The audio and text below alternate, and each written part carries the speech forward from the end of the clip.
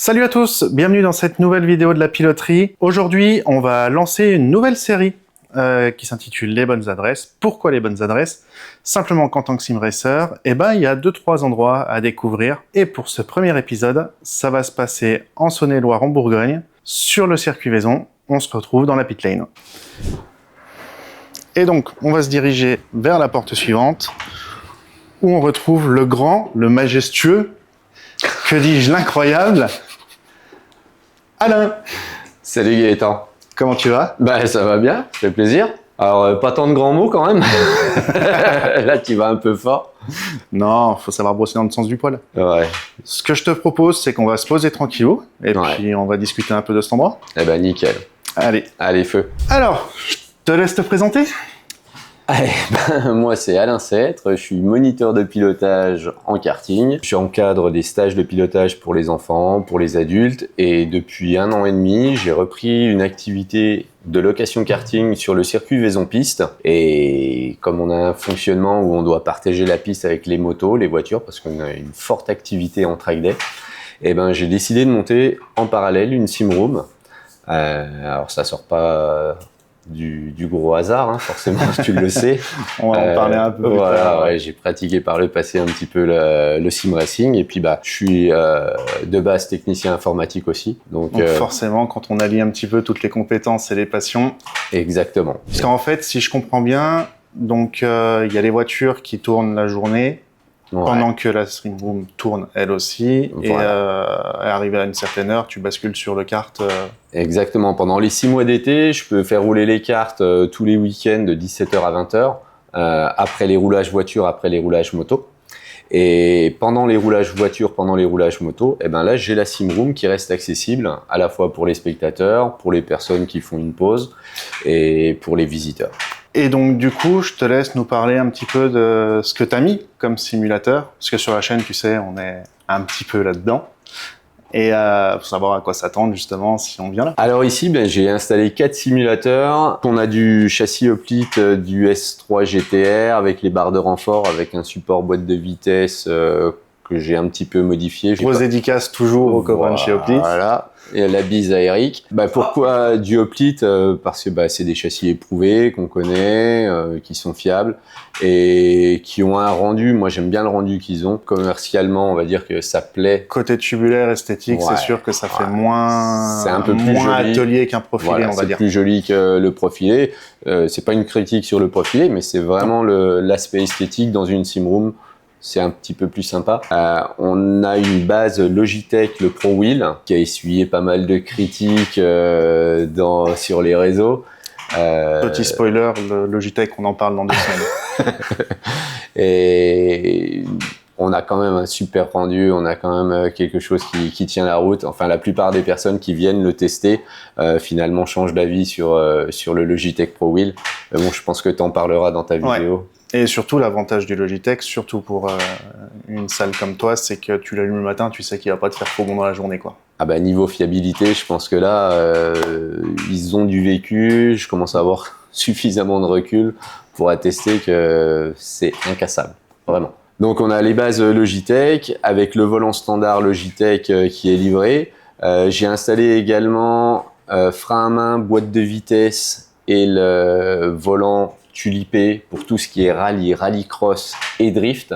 Ouais. Parce qu'ici, chez Vaison, on a une forte activité en drift et c'était vraiment une obligation de pouvoir proposer ça. Et je regrette pas parce qu'on a un super succès avec ça.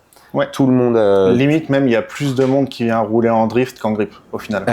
Pendant l'hiver, ouais. Pendant l'hiver, c'est évident. Et puis pendant l'été, j'ai encore beaucoup de pratiques en drift parce que comme il se passe plus grand chose en drift pendant l'été. Faut bien qu'ils se dégourdissent le volant. Il y en a beaucoup qui viennent se faire plaisir sur les simulateurs en fait. On a des écrans 34 pouces incurvés, on a un PC gamer derrière, et c'est à peu près tout. Alors sur le frein à main et sur la boîte de vitesse, et surtout sur la boîte de vitesse, je crois qu'on en parlera plus tard aussi. Oui, complètement. On a une boîte qui sort de chez SHH, qui est vraiment top. Rapport qualité-prix imbattable et les sensations sont au rendez-vous. C'est même assez impressionnant d'avoir une telle qualité. Pour de l'artisanal surtout. Ah ouais, complètement. Franchement, c'est en impression 3D, mais c'est personnalisable. Puis c'est fiable aussi, très Oui. très fiable. Et non, super rendu, super rendu.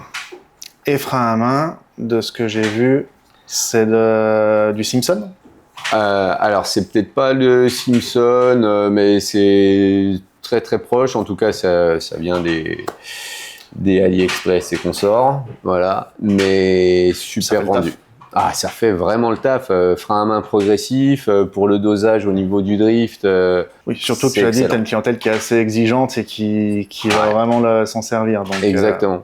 Et souvent, les gars sont surpris quand on leur dit, ben ça c'est un frein à main qui sort de chez AliExpress, Oui. c'est de l'import et purée, le rendu est vraiment sympa. L'objectif, c'était vraiment de pouvoir proposer du matériel qui soit fiable, endurant, mais qui soit aussi le ressenti, que le ressenti soit là aussi. Et c'est pour ça que j'ai pris mon temps sur l'équipement de la partie drift, parce que j'ai vraiment creusé chez tous les constructeurs, tout le monde, ce qui se faisait. Et je voulais pas partir non plus dans des budgets pharaoniques. Et finalement, je suis pas mécontent du Non, tout bah, au des final, choix que j'ai faits. ce Ouais, que vraiment. j'allais dire, les setups tels que je les vois, c'est vrai que c'est vraiment, c'est efficace en fait. Ouais, Je pense que c'est le mot. Hein. ouais, ouais. Sans être extravagant, c'est vraiment efficace. Ça permet d'avoir des prix en plus de ça plutôt attractifs. Oui, là, on va être sur une session de 20 minutes à 15 € seulement. Donc, forcément, on va pas avoir d'hésitation entre faire du simulateur ou faire du karting. Ouais, c'est deux choses qui vont être complètement Voilà, différentes. il fallait vraiment différencier les deux activités pour pas que les gens, quand ils arrivent, ils se disent bon bah non, si c'est le même tarif, je préfère faire du kart. Donc l'objectif c'était vraiment de bien différencier l'offre et de façon cohérente. Là, ça va coûter moins cher sur le simulateur et on va y passer plus de temps. Oui. Donc forcément, c'est une alternative, mais on n'hésite pas entre les deux, quoi. Voilà.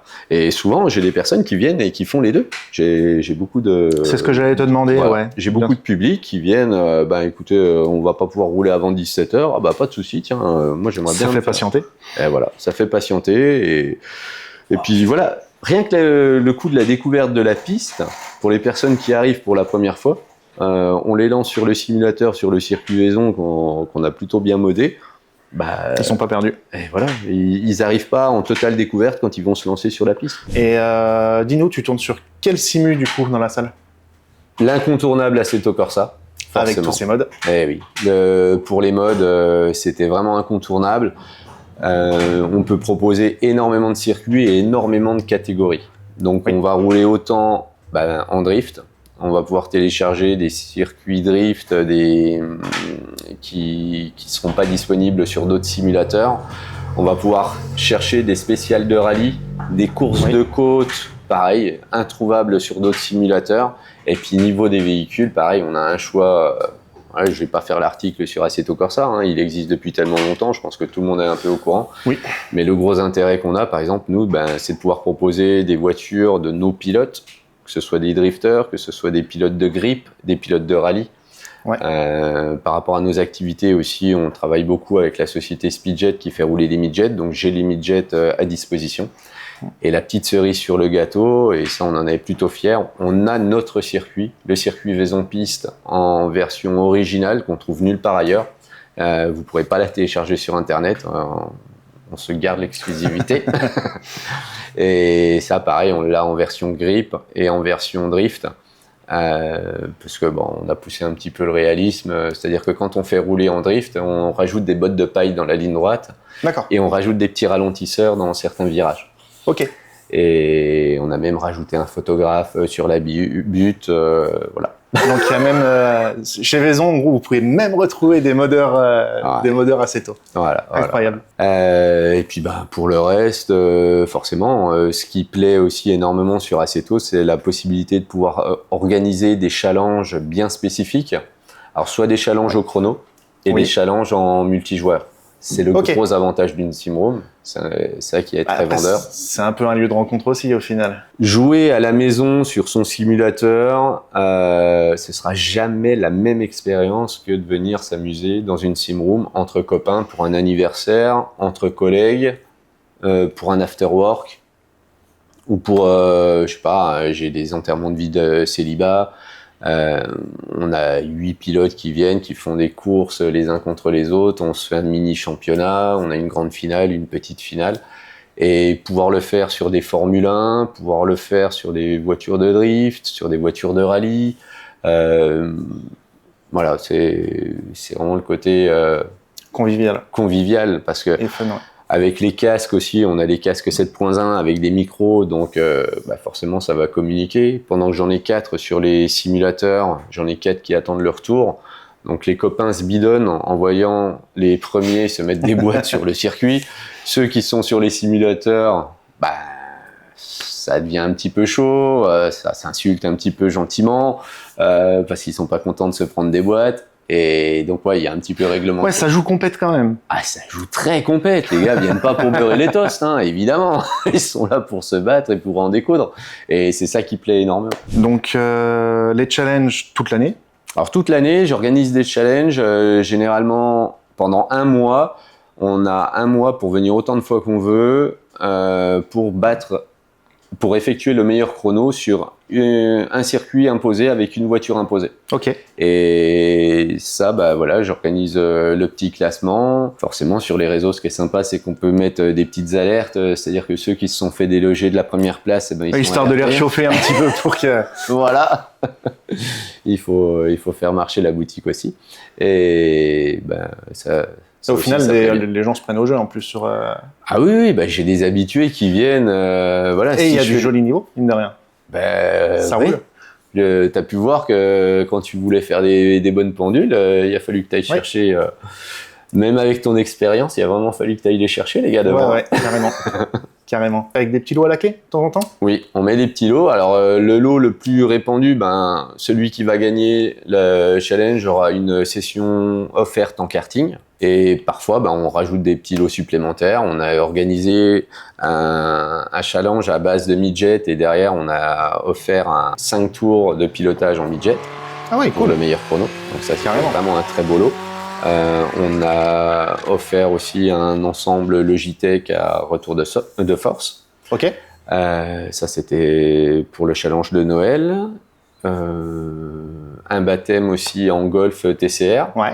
Voilà, qu'il va falloir qu'on fasse faire parce qu'on l'a pas encore fait faire. Et puis, le lot motive un peu les gens, mais je crois que c'est surtout le fait de se tirer la bourre et d'avoir son nom en haut de la liste. Quand même. Ouais, qui attire un peu plus que les lots en eux-mêmes. Le milieu du sim racing n'est pas si différent que le milieu du sport auto ou du kart. Hein. Non. Ça reste toujours l'objectif de se battre, de faire les meilleurs chronos, de gagner les courses. Et à ce niveau-là, pour moi, il n'y a pas de différence. On peut discuter de tout ce qui est ressenti, tout ce qui est réalisme, évidemment. Mais quand il s'agit de se battre les uns contre les autres, quand on est sur une course, que ce soit en kart ou en sim racing, c'est l'essence du sport auto, quoi. Exactement. Je veux dire, faut être devant, faut avoir la meilleure trajectoire, faut être le plus couillu quand il faut poser une attaque, être sûr de pas se sortir, être le plus régulier. Et ça, des points communs, on en trouve, mais dans les deux disciplines, quoi. Ouais. Voilà. Et du coup, parce que toi, tu viens du milieu du kart. Ouais. C'est là-bas qu'on s'est connus d'ailleurs, il y a maintenant fort loin. Fort longtemps. Et qu'est-ce qui t'a amené justement sur le sim racing? Alors, moi, ce qu'il faut savoir, c'est qu'au tout départ, le sport auto, je le connais via la télévision, comme tout le monde, et puis via le jeu vidéo. Donc, avant de faire du kart, j'ai plutôt fait du sim racing. Ok, d'accord. Et j'ai fait du sim racing. T'as connu les débuts du sim racing au final. Un petit peu. Les débuts du sim racing, c'est-à-dire de rouler à plusieurs, la plus grosse difficulté, c'était déjà de réussir à se connecter les uns les autres. Ouais. C'était très très chaud et pour les plus anciens, j'ai roulé sur Grand Prix Légende. J'ai fait quelques saisons dessus. C'était il y a quelques années. Hein. C'était il y a quelques années, avant 2000. Et là, c'était compliqué déjà de réussir à se connecter. Après, ça s'est amélioré. Il y a eu des nouveaux outils qui ont été créés. Et je suis même encore surpris que Grand Prix Légende va avoir bientôt 30 ans, je crois. Où il les a peut-être, je me souviens plus de la date de sortie, 97 peut-être, un truc comme ça. Ça doit être un truc comme ça, on vérifiera, ouais. Et je crois qu'il y a encore des gars qui se tirent Parce que on en parlait, il y a encore une petite communauté dessus. C'est Une impressionnant. petite communauté de passionnés. Ouais, vraiment impressionnant. Et ce qui me fait dire aussi, ça a vraiment plu ce jeu, qu'il a vraiment marqué les esprits, c'est que la plupart des jeux où on peut créer des modes, on retrouve les Formule 1 de 1967, justement du jeu initial de Grand Prix Légende. On en retrouve sur Assetto. Tu crois que ça vient un petit peu... Il y a des chances que ça vienne un petit peu de là? Je me dis, c'est des nostalgiques, quoi. C'est peut-être pas anodin quand même. Ok. Il y a peut-être eu quand même une petite connotation par rapport à ça. Et au final, tu as continué le sim racing en parallèle ou non, après? J'ai fait une grosse pause. Forcément, les enfants, la vie de famille a fait que ça a été plus compliqué. Le sim racing, tout le monde le sait, ceux qui pratiquent, c'est extrêmement chronophage. Si on veut performer, on est obligé d'y passer énormément de temps. Et puis ça coïncide aussi un peu à la période où là j'ai commencé à pouvoir me lancer en karting. Et là, c'était compliqué de faire les deux en fait. C'était compliqué. Ouais, même pas un peu de roulage de temps en temps le soir. Après, t'avais peut-être plus le matériel, tu me diras. Alors j'avais encore un peu de matériel, souvent le volant était rangé dans un coin, mais ça m'est arrivé de le ressortir, puis c'est frustrant parce que je vais dire comme tous les sports, moins tu pratiques et moins tu y arrives. Voilà. C'est sûr. C'est frustrant à chaque fois que tu t'y remets. Un cycliste connaît ça, un coureur à pied va ressentir ça aussi. Moins t'es entraîné. C'est le décrassage qui fait mal. Ouais. À chaque fois que tu t'y remets, tu dis purée, mais non, c'est pas possible, je suis si mauvais que ça. Et voilà, il faut se cracher dans les mains. Et pour maintenir un bon niveau, faudrait jamais s'arrêter, quoi. Comme dans tous les sports. Complètement. Et les gens ont du mal à comprendre qu'on parle de sport. Justement. C'est vrai. Parce que ça demande une assiduité, ça demande du sérieux, de la rigueur. Pour beaucoup de gens, au final, c'est faire mumus sur une console de jeux vidéo, mais c'est ça. Mais pour atteindre mon niveau, c'est vrai qu'on en est loin. Et toi qui as du coup connu les débuts, on va dire, des simulations, qu'est-ce que tu penses de l'évolution de ce qu'on arrive à faire maintenant? C'est bluffant. Moi, je trouve Parce qu'en plus, toi, tu as eu l'histoire de la pause, ce qui fait que tu as repris, ça avait tout changé. Ouais. Alors moi je trouve que le matériel déjà, ça n'a plus rien à voir avec ce qu'on avait au début des années 2000. Niveau immersion, c'est les sensations dans les volants, même, le passage au direct drive a apporté énormément. Et puis les périphériques, je veux dire les freins à main, les boîtes de vitesse. Oui, il n'y avait pas tout ça avant. On n'avait pas ça du tout. Le ressenti des pédaliers aussi a tellement progressé. J'ai commencé... Alors, j'ai pas eu le Sidewinder, le Microsoft Sidewinder. J'ai eu... ça va me revenir. Un vieux Transmaster avec le logo Ferrari au centre.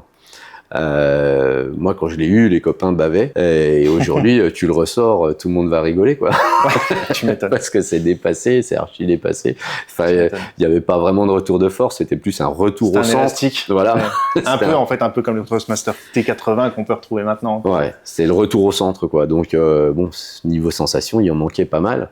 Et là, aujourd'hui, quand les voitures sont bien modées, les sensations que tu as au volant, tu as vraiment les bonnes informations pour savoir si tu as perdu l'avant, si tu as perdu l'arrière. Si ton réglage, tu dois retravailler l'avant, l'arrière, si tu dois modifier. Il y a vraiment des infos qui passent par le volant qui n'ont plus rien à voir, quoi. Et au niveau du pédalier, forcément, tu le sais aussi, moi je suis bluffé par la qualité des pédales de freinage. Où là on a une vraie dureté, on peut vraiment faire du dégressif. Puis j'ai vu aussi les systèmes de vibration sur les pédales. Les retours haptiques. Voilà, les retours haptiques, ça aussi j'ai hâte de pouvoir le tester. Oui. Alors moi, effectivement dans le principe de la SimRoom, on est très bien comme ça. Si on pousse trop loin à mettre des pédales encore plus dures, ou on risque de se fermer à une certaine part des clients. Parce que j'accueille aussi les enfants. J'ai les enfants qui peuvent s'exercer sur les simulateurs. Donc, il ne s'agit pas de leur mettre des pédales de frein typées monoplace. Non, c'est sûr. Parce qu'autrement, là, ils vont jamais s'amuser, quoi. Ouais, c'est ça qui n'est pas évident dans une salle. Au final, nous, on le voit quand on se déplace sur certains événements. C'est que tu es obligé de trouver un compromis entre accessibilité et que la personne qui pratique déjà chez lui arrive à y retrouver quand même son compte et à prendre du plaisir. Et c'est vrai que ce juste milieu, il est pas évident. Il n'est pas évident du tout parce qu'on va vraiment accueillir tout public et réussir à évaluer les personnes. Déjà, ça passe par l'échange quand elles arrivent, savoir s'ils ont déjà fait du simulateur ou pas du tout, et savoir s'ils sont équipés chez eux. Et puis par rapport aux personnes, quoi, voilà, entre un enfant qui va avoir 10-11 ans, qui a déjà fait du simulateur, mais pas beaucoup, ou alors quelqu'un d'aguerri, on va pouvoir retravailler rapidement les réglages, principalement la force au niveau du Autre retour de avantage force. du Logitech, j'allais t'en parler, c'est qu'en 2 boutons, tu peux régler comme tu veux au niveau du retour, quoi. C'est le côté hyper pratique. J'ai fait des choix aussi par rapport au réglage pour pouvoir y accéder rapidement et pour pouvoir régler très rapidement et pour pouvoir modifier aussi rapidement quand par exemple quelqu'un commence à jouer et me dit tiens tu peux m'en enlever du retour de force, tu peux en rajouter, hop, rapidement on peut aller faire les modifs et les gens s'adaptent très très vite, quoi. Ouais. Et l'objectif, c'est toujours de trouver le meilleur ressenti pour la personne. Parce que c'est important d'avoir un peu d'expérience, mais il ne faut pas non plus se placer trop de façon élitiste. Si on met des réglages trop poussés, trop tendus, forcément, Ouais, c'est ça. pour le commun des qui va découvrir. le commun des mortels va pas du tout s'y retrouver, quoi. Il va être plutôt en galère. Donc c'est bien en plus de voir l'avantage justement. Donc tu m'as dit que tu venais du sim racing quand même, donc tu as une certaine expérience. Et c'est vrai que ce qui est intéressant, c'est que en tant que client, tu sais que le simulateur va être adapté pour toi. Tu vas pas être lâché dans la nature. Non. Et ça, je pense, c'est super important et c'est surtout ce qui fait la différence par rapport à un endroit où tu es livré à toi-même quelque part. Ouais. Et que si t'es pas à l'aise dans le simu, tu as payé ta session de 10-15 minutes et t'es 10-15 minutes à galérer. C'est clair que ça fait partie, c'est un tout et c'est ce qui plaît. J'ai aussi parfois des personnes qui viennent, par exemple, des femmes qui vont pas être forcément très aguerries sur la partie simulateur. Pour elles, j'ai des personnes qui trouvent ça bof, sans plus, bof. Et au final, quand ils testent, ah mais purée, mais c'était vraiment sympa en fait, ça m'a plu. Le tout, faut mettre les gens dedans en fait. Faut les mettre dedans, faut les installer, voilà. Alors il y a de tout, mais généralement on n'a que des retours positifs. C'est très rare qu'on ait quelqu'un qui dise bon non, je trouve ça nul. D'ailleurs, je crois que j'ai jamais eu de personne qui m'ait dit qu'il avait trouvé ça nul. D'ailleurs, je pense pas. Et du coup, tu accueilles quel type de clientèle ici? Les particuliers. En grande majorité, et puis beaucoup de professionnels, des entreprises qui veulent faire des journées complètes. Alors, on a vraiment la chance ici sur le circuit de pouvoir proposer beaucoup de prestations. On va pas se cantonner au sim racing et au karting, c'est-à-dire que quand les entreprises me contactent, je leur propose déjà ces prestations-là, évidemment. Je leur propose les baptêmes en mid-jet, le roulage en mid-jet. Ça se complète vraiment bien. Après, on a d'autres partenaires. On va avoir par exemple des structures moto qui peuvent proposer des baptêmes de piste en moto. Ouais. Et ça, idem pour le drift d'ailleurs. Idem pour le drift. Donc ça, forcément, il va falloir tomber sur des dates où on va être en commun avec ces structures-là. Je vous mettrai le calendrier en lien. Voilà. Et on a vraiment beaucoup de choses à faire ici, quoi. Et ça plaît énormément parce que généralement, quand un CE veut organiser un événement dans l'année, il veut pas se déplacer pour juste une session de 10 minutes de cartes. Donc, si on peut amener plusieurs prestations sur le même site dédié au sport mécanique, forcément. Oui, au final, ici, ça va plus être un temple du sport méca. Vu la diversité, en tout cas, de l'offre et de ce qu'on peut y trouver, en tombant sur les bons week-ends, encore une fois, suivant ce qu'il y a au programme. Et on a un circuit qui présente un atout vraiment, vraiment unique pour du circuit automobile, c'est-à-dire qu'il va plaire à tous les pratiquants. Que ce soit les motards, que ce soit les drifters, que ce soit les pilotes en grippe. Tout le monde adore cette piste, trouve qu'elle a que des points forts. Ouais. Pour un circuit qui fait 2 km, on a quand même 30 mètres de dénivelé. Ça, c'est vraiment unique aussi, quoi. Généralement, les circuits de 2 km sont extra plats. C'est très rare d'avoir. C'est des tourniquets En plus. Vraiment des tourniquets. C'est vrai que là, on a vraiment on a du rapide, on a du technique. Très On a des varié. passages où il faut s'accrocher. Oui. Et du coup, à côté des challenges, tu organises aussi des petits tournois. Oui. Donc, c'est des soirées à thème, soit rallycross, soit Formule 1. Et on accueille 8 participants minimum. Et on se fait un petit apéro dînatoire. On passe un super moment. Comme dans le milieu du kart, tu le sais, les soirées se terminent tard, on refait le monde jusqu'à point d'heure, on passe un super moment. Donc, il y a à la fois le côté adrénaline de la bagarre en piste. Ouais, ce que j'allais dire, une fois qu'on met le casque Voilà. audio cette fois-ci, il n'y a plus de, Là, on il y a plus lâche de copains rien. en piste. Mais derrière, bah voilà, on passe vraiment un moment convivial. On a des rencontres en plus, ça c'est rigolo. J'ai des personnes qui viennent en dehors de ces tournois-là, qui viennent chacune de leur côté, qui se croisent pas forcément et qui vont se croiser sur des journées comme ça, sur des soirées comme ça plutôt. Et là, bah, ils vont se donner rendez-vous après pour revenir faire des sessions ensemble, parce que c'est le but le presque courant est du passé. Simroom, c'est que on se retrouve vraiment entre passionnés. Exactement. Et c'est là ce qu'on n'a pas forcément en ligne. Alors on parle à beaucoup de monde, mais à distance. Oui. Et même des fois, on parle à du monde sans savoir qu'ils sont pas si loin. Alors que là, ça permet de voir du monde, discuter passion, etc. Pour moi, le meilleur réseau social, ça reste les canapés où on discute, où on boit un coup, où on mange un petit morceau ensemble. Ça, c'est le meilleur réseau social. C'est tellement moins impersonnel qu'un Discord, même si je trouve génial le Discord. Là, on a une autre dimension et forcément, c'est plus sympa, quoi.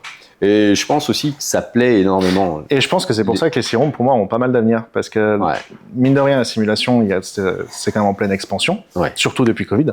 Mais comme il y a de plus en plus de monde, les gens bougent aussi de plus en plus dans les Simrooms. Et c'est vrai que pourquoi pas organiser une Coupe de France des régions, par exemple, dans le futur, qui pourrait être honnêtement génial. Ouais. Alors, à notre modeste niveau, on a un petit projet, c'est d'organiser une course d'endurance avec une autre Simroom. Que j'ai dans mes contacts, avec qui on s'entend super bien. Et l'objectif, ce serait d'organiser, une course d'endurance, par exemple, à Imola. Avec les 4 simulateurs ici, les 3 simulateurs dans l'autre Simroom, pour pouvoir attirer plus de monde. Avec des équipes de chaque Simroom. Exactement. Et ça, si ça pouvait se faire, on va dire, à une plus grande échelle, c'est vrai que ça peut être super drôle. Et parmi la clientèle, des fois, on retrouve d'autres profils. Ouais, des profils, alors j'allais dire atypiques, je sais pas si c'est le bon terme, mais peut-être des profils de personnes pour lesquels on s'attendrait pas à les voir venir ici. Oui, j'ai déjà accueilli des pilotes qui m'ont demandé, écoute Alain, j'ai un week-end en GT4 à Zandvoort. Je connais pas la piste. Voilà, je connais pas du tout le circuit. Est-ce que tu aurais le circuit de Zandvoort parce que j'aimerais bien gagner un petit peu de temps, au moins connaître le tracé. Et puis, est-ce que tu aurais éventuellement ma Porsche écoute, oui, bien sûr, on va regarder. Donc, il est venu, il a pu découvrir le circuit en toute sécurité.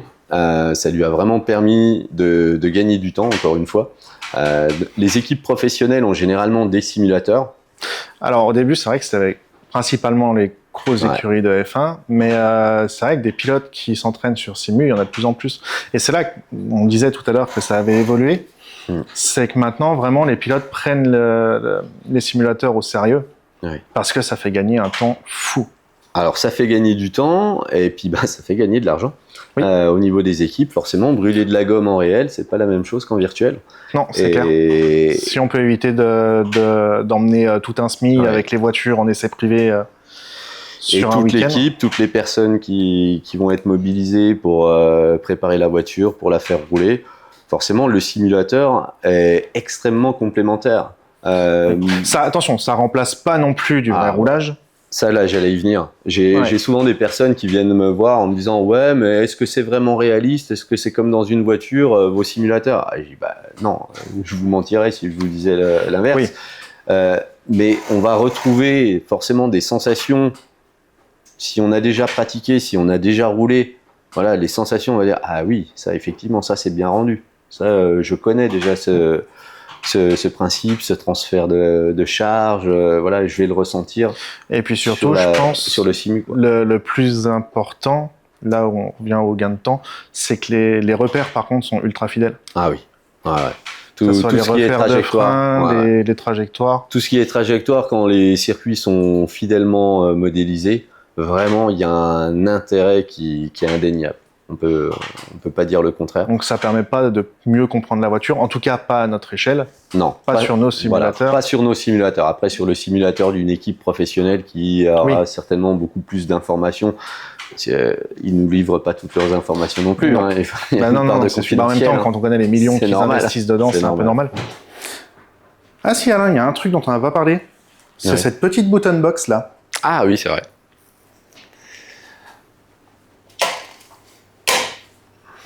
Qui est franchement bien faite. Imprimée en 3D aussi. Ouais, la button box, elle est imprimée en 3D. Alors pourquoi j'ai rajouté une button box? Parce que sur le volant du Logitech, on a déjà des boutons.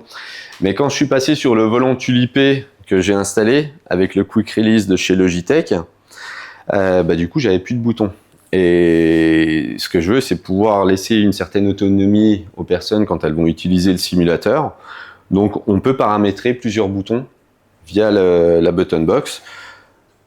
Le bouton blanc, ça va être pour prendre la piste, le bouton vert pour changer de caméra, et le bouton jaune pour se remettre en piste si jamais on est parti dans le décor. Ouais, donc c'est cool, ça laisse vraiment une liberté, comme tu dis, une autonomie. Voilà. Et puis toi, ça te permet de te dégager du temps pour t'occuper d'autres gens aussi. Exactement. Par exemple, quand on lance une personne sur une spéciale de rallye, ce qui est important, c'est qu'avec ces boutons-là, elle va pouvoir relancer la spéciale. Elle part pour une session de 20 minutes, mais la spéciale va pas durer 20 minutes. On va la mettre sur des spéciales plus courtes. Et souvent, la première spéciale de rallye, ça finit un petit peu... Il y a souvent besoin de faire un reset, voilà. Ouais. Et là, l'avantage, même s'ils arrivent au bout de la session, ils peuvent relancer la session de façon autonome sans que je sois forcément là. Puis parce que voilà, je peux être pris ailleurs avec quelqu'un d'autre en train de l'installer et je peux pas agir très rapidement. Donc je leur explique dès le départ et ça se passe toujours très très bien. Et au final, tout le monde s'y retrouve. Ouais, carrément. Les leviers que tu peux, donc là, qui est en manuel, que tu peux passer facilement en séquentiel, du coup. Alors. Non, tu lèves. Non, il faut appuyer. Et là, je passe en séquentiel. Donc pareil, c'est du coup, tu t'adaptes facilement à peu près tout ce qui existe. Voilà.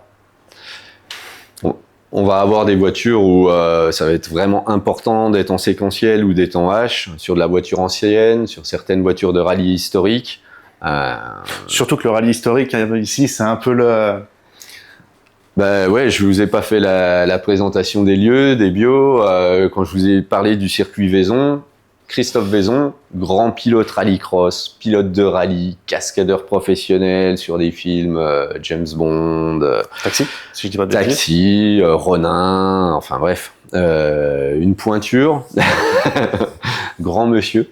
Et là, forcément, ici, la grande spécialité des ateliers Vaison Vaison Sport, c'est la reconstruction de voitures typées du rallye groupe B.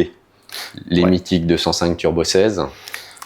On a eu de la Audi S1 Quattro, on a de la Lancia 037. Enfin bref, on a vraiment des... Que des légendes. Des légendes, vraiment. Que des légendes. Et voilà, j'ai souvent des personnes qui viennent aussi parce que il y a cet attrait pour Vaison. Et de pouvoir les installer sur une S1 Quattro ou sur une 205 T16 sur le simulateur, ça apporte quelque chose. Et sur le circuit Vaison en plus de ça. Et sur le circuit Vaison, forcément. D'ailleurs, sur le circuit Vaison, j'ai quelque chose qui est assez original ici. C'est que j'ai les kartings, les mêmes kartings que j'ai en réel, je les ai en virtuel. Ok. C'est-à-dire que j'ai même une formule où je peux proposer de faire les qualifications pour déterminer la grille de départ réelle via les simulateurs. Donc ça permet en plus de ça de croiser les formules. Exactement. Et de pouvoir commencer, même si un jour où les voitures tournent, au final ça te permet de pouvoir commencer un événement. On peut commencer les événements plus tôt. Ouais. Au lieu d'attendre 17 heures pour le roulage pur et dur, on peut commencer les chronos dans l'après-midi et on commence la course pile à 17 heures. On va aller voir ces cartes. Allez. Du kart de loc, on va dire assez classique, a une petite particularité, vu qu'on est sur un circuit auto. On est sur un circuit automobile, donc si j'avais gardé la transmission classique des karts sur les pistes de karting, à peine sorti des stands, on serait déjà au rupteur, on serait déjà full gaz. Donc là, il a fallu que je change les transmissions. On est sur des transmissions qui vont emmener beaucoup plus de vitesse. Ouais. Et le côté exceptionnel, justement, de rouler sur un circuit de 2 km, un circuit automobile de 2 km, c'est la vitesse de pointe qu'on va pouvoir atteindre. Par exemple, dans la ligne droite opposée, on peut monter à plus de 90 km/h. Sur un kart de loc, c'est pas partout. Ah non, c'est même nulle part, je pense. Sur un kart de loc en 4 temps, on monte pas à ces vitesses-là. Et puis ce qui est fou aussi, c'est le phénomène d'aspiration. Parce qu'à cette vitesse, le kart, vu la taille qu'il fait, il abrite vraiment le pilote qui va se retrouver derrière. Donc là, le phénomène d'aspiration, il fonctionne à 100%. Ouais, il est vraiment présent. Et on parlait tout à l'heure de recouper un petit peu les compétences, etc. de chacun. Déjà, toi, pour les simus, ça t'aide aussi, je suppose, avec les gamins pour même guider les gens. Bien sûr. Le BPGEPS doit t'aider. Oui. On parlait de découvrir la piste en kart sur les simus et Oui. rouler en kart en réel cette fois-ci après. Oui. Mais ça peut se faire aussi en voiture ici. Absolument. C'est un des gros points forts, justement, en travaillant avec la société Speedjet. Donc, on a 3 midjets qu'on peut faire rouler sur le circuit. Attends, parce que je pense que les gens, on parle de midget, etc. On va peut-être les emmener voir. Ouais, Ça sera un peu bien plus sûr, parlant. bien sûr. Merci à Seto et les modes. On a 3 midjets ici, donc en partenariat avec la société Speedjet, qui fait rouler ces 3 voitures sur le circuit Vaison-Piste. Donc on a ces 3 voitures avec des décos qui ont été faits par un... Non, ça, t'es pas obligé de le dire. T'es pas obligé de le dire. J'en parle pas. Non, si. Non, mais il est content, Gaëtan. Voilà, Gaëtan a fait du super boulot, il nous a fait 3 belles décos qui met vraiment en valeur les voitures. On le félicite pour ça. Salut Victor. Mhm. Parce qu'il y a des formules aussi pour mettre à la loc ces midgets. Oui, exactement. Donc on a des formules baptême en passager. Ouais. Déjà, premièrement. Et après, on a du pilotage. Donc soit au tour, 5, 10, 15 tours. Et après, on passe sur des formules demi-journée et journée complète avec même du pilotage en autonomie. Et les simus, ça permet aux gens de se familiariser déjà avec le circuit. Carrément, ouais. Et tu gagnes un temps de fou, je suppose. En tout cas, Ouais. les gens gagnent un temps de fou. Les gens gagnent du temps et de l'assurance. Oui. Parce que déjà, ça leur permet de découvrir la piste sans risque. Ouais. Et aussi les midgets sur les simulateurs. Ah, parce que tu arrives à avoir une physique qui est Alain assez nous a proche. généreusement mis des belles midgets sur ses simulateurs. Donc ouais, c'est plutôt sympa et les gens apprécient. Eh ben, tiens, si, tu vas nous présenter un peu les voitures quand même. On peut. Parce que je pense que oui, on est amateur de simu, mais le sport auto, ça nous a jamais dérangé non plus. Et ben là, on a une midget 2 litres. Ouais. Donc ça fait 230 chevaux pour 750 kg à vide. Ouais, rapport poids-puissance, ça commence à causer un peu, ouais. Ouais, c'est déjà plutôt pas mal. On est sur un châssis tubulaire avec une coque en fibre complète, en propulsion, avec un pont arrière rigide. Ok. Donc, on aime bien dire que c'est des kartings pour adultes. C'est un peu ça. On se rapproche en sensation pas mal du karting à boîte, en fait. Ouais. Donc on a une boîte séquentielle avec des palettes au volant.